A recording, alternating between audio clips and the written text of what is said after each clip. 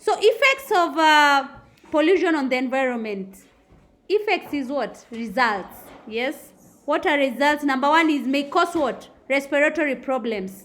That is respiratory organs are like the what? The trachea, we have the alveoli. What other?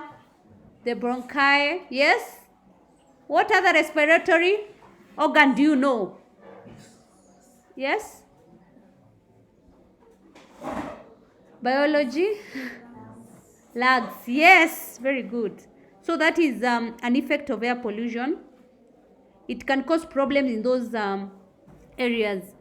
Also, industrial affluence, yes, can cause major threat on humankind, aquatic life and plants.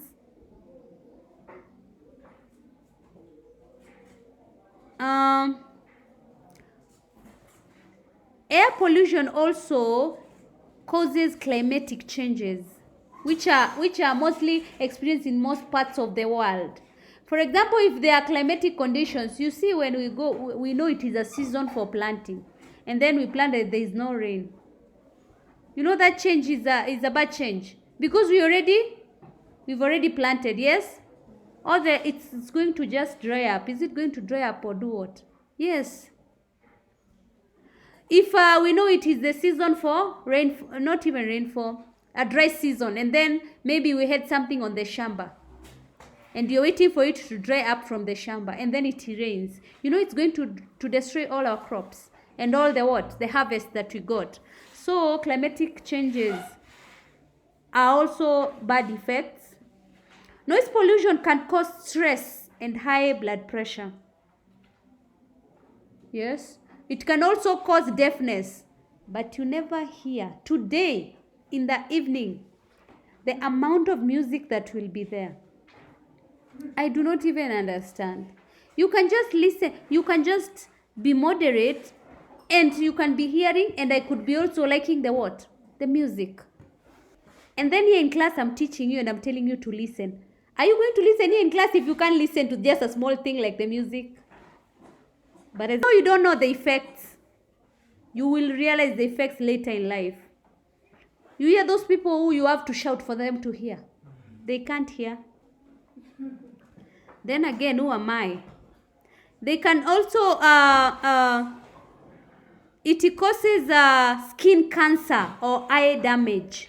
Especially on, is it air? Yes, air pollution. Because it causes the depletion of the ozone layer. The ozone layer is destroyed. So it causes what? They are called the ultraviolet rays. Yes. When they are directly on the skin, they cause eye damage, they cause skin cancer. And there is reduction of immunity, making people prone to many what? Infections, especially from those ultraviolet rays. Water pollution causes diseases like dysentery and cholera, diarrhea, which are major killers. If there's a cholera outbreak, it's usually a major thing. Yes, you cannot buy anything on the street, or you cannot even go anywhere without cleaning your hands. There's also pollution on the soil, or land pollution, like soil erosion, threatens the earth's ability to produce enough food. And also, you know, water pollution causes what? Endangers marine life. The marine dies. Yes. It's really, when you're being taught about pollution, you can be shown those videos whereby you dispose of plastic bag, and then the fish eats it. Yes. And it remains, you know, it is not digestible. Then the fish dies. Christian view on pollution. Number one, it is our duty to do what? As Christians, to protect the land, the air and the water. And we should avoid dumping wastes in the water or the land or the air. But if I don't, when a very good example, when we are going to close school, when you are going home and you eat a cake or you eat something, even if you're walking from here to the main road, where are you going to dispose that paper? Ask yourself, even when you're in the vehicle, where do you dispose the bottle? that you drink the juice with. Because here I'm teaching you how to avoid dumping wastes on water, land, or air. Do you keep it and wait until you get a bin? Or even, we've even gone very far, around the school, even where we are. When you cut off a paper, a waste paper, where do you throw it? If I look outside the window there, will I find dumping there? Just next to the window, not at the bin, next to the window. How are we dumping waste? As Christians, Christians oppose all forms of pollutions. We oppose all forms because they are polluting the environment and we should take care of it. Christians also we are told to be good stewards of God's creation. The good stewards means good caretakers, because we are caretakers of the land of God. Yes, we believe everything belongs to God. If you read Genesis chapter 1 verse 20, that is, can we read there?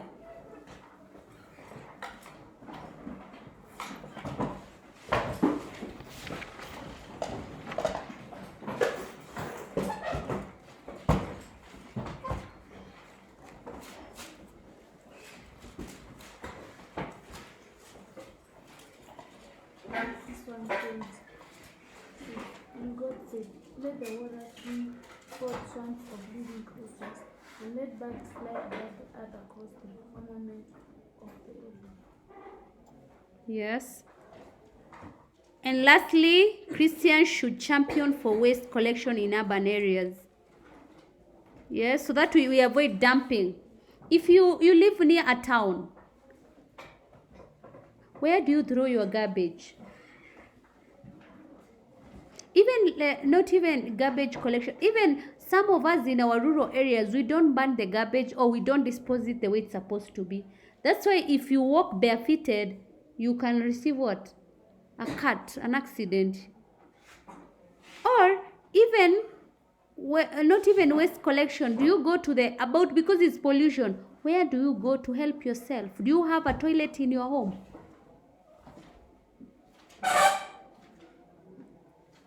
Research has said most homes don't have. So I'm wondering where you go to help yourself when you are at home. No wonder when you come here, you don't use the toilets the way they are supposed to be used. Aulengi shimo.